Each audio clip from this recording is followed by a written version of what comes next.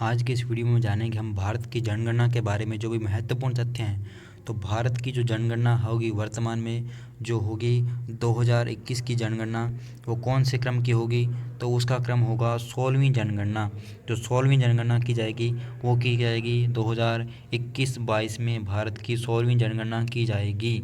ठीक है। और भारत की जब प्रथम जनगणना देखें तो प्रथम जनगणना की गई थी 1872 में। कब की गई थी? 1872 में लॉर्ड मेयो के काल में। किसके काल में? लॉर्ड मेयो के काल में 1872 में प्रथम जनगणना की गई थी।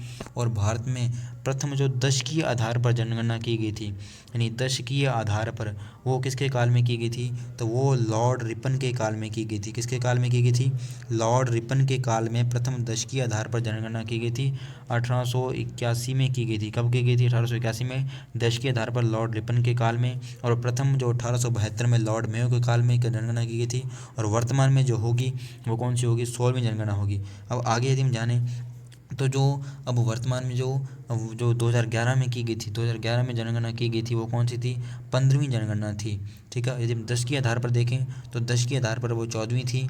और जो जो भारत में विश्व में पहली जनगणना की गई थी, विश्व में पहली जनगणना 1790 में की गई थी यूएसए में। यानी विश्व में यदि हम देखें तो ये विश्व में पहली जनगणना कब की गई थी?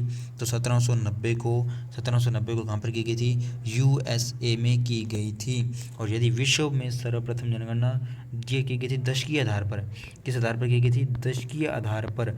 और यदि हम विश्व में पहले देखें तो सबसे पहले जो की गई थी वो की गई थी स्वीडन में। कहाँ पर की गई थी? स्वीडन में की गई थी। कहाँ पर की गई थी? स्वीडन में। कब की गई थी? 1749 में। कहाँ पर की गई थी? स्वीडन में। जो विश्व की पहली जनगणना कहाँ पर की गई थी? विश्व की पहली जनगणना स्वीडन में की गई थी। तो ये जनगणना के बारे में जो महत्वपूर्ण तथ्य थे ये हमने देखे। और भारत में जो पहली जनगणना, ठीक है, भारत में जो पहली जनगणना का जो बनाया गया था वो कौन था? प्लोडन था।